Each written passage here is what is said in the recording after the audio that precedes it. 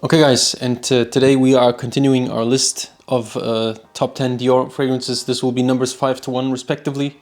And let's hop right into it. Number 5, which is now known as Dior Homme Original.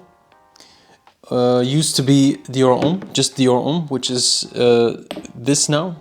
So this is Dior Homme now, but it's called 2020 because it was remade in 2020. Because it smells completely different from this. This is the Dior Homme Original now, and called Original because the formulation is completely different. There's iris in here, so you have this lipsticky feel from Dior Homme Intense. Everyone knows Dior Homme Intense. Less people actually know this. Oh, I just now realized I've held it the wrong way. This is Dior Homme Original. Lipstick iris DNA, but then fresher and with more citrus and a little bit musky, so the iris is a little bit lighter on this. Longevity is fine with this, not great. Same for projection and sillage.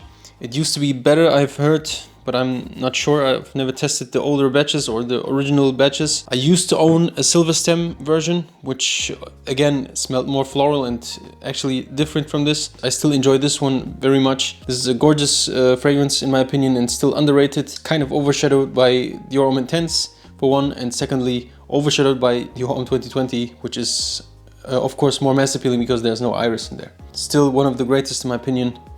This is the number 5 on my list. Number 4, of course, this is Dior Homme Intense, and I've talked about this a lot and most people know this fragrance, so I don't have to introduce it all that much, and I even don't have to talk about it all that much because this is the lipsticky, sweet iris DNA, a little bit leathery, buttery, smooth and creamy. Yeah, this has a lot of substance, so it's very dense and thick. It's very sweet, and yeah, some people even say it's feminine smelling, which I don't agree with. It would not smell all that great on a woman in my opinion. For performance and all that stuff, it lasts a long time. It has nice projection.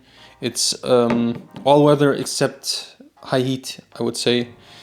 Never tried it in high heat, never will probably. This is like a milestone in fragrance history. You have to smell this at least, even if you don't like it.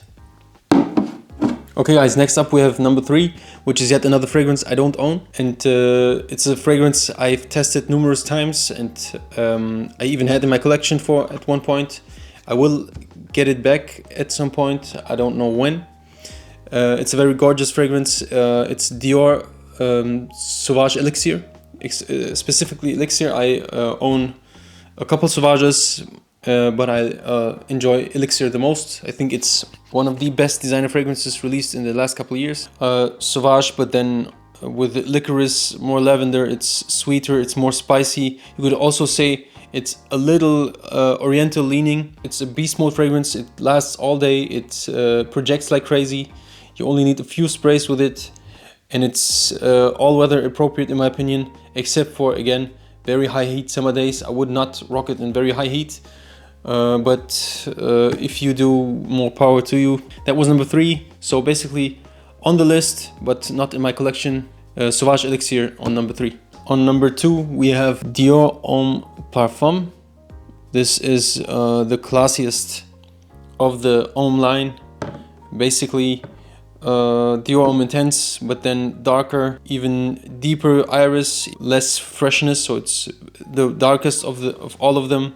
It's very deep, it's rich. There's a little bit of orange in the top to freshen it up a little bit, or to balance it out, you could say, because there's also oud in here, there's leather in here, so it's very dark. This is a very long-lasting beast mode, beastly projecting, great sillage fragrance. So you have the entire kit with this. Should only be worn in winter time or maybe fall, and if you have colder spring days, maybe in colder spring days, I don't know.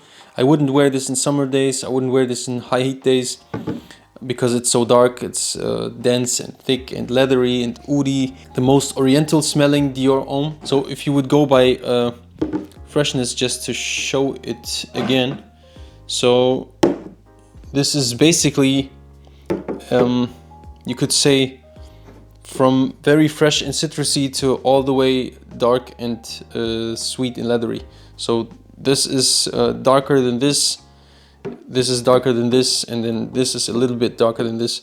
So there's no iris in here, there's a little bit of iris in here, there's tons of iris in here, and there's tons of iris and dark notes in here. So basically, yeah, from light to dark all the way. Okay guys, let's finish the list off with my number 1, which is Ambre Nuit from the Privé collection. Just in comparison, we have the 125 ml, which is half of this, and then we have the 40 ml. So Ambre Nuit is basically kind of fresh, but also ambery, sweet rose fragrance. You have rose in here, you have pink pepper in here, there's ambergris in here. There's nothing that smells like this, in my opinion. Maybe you could say Rochas Moustache, and of course, therefore Tuxedo by Yves Saint Laurent in the same ballpark as this.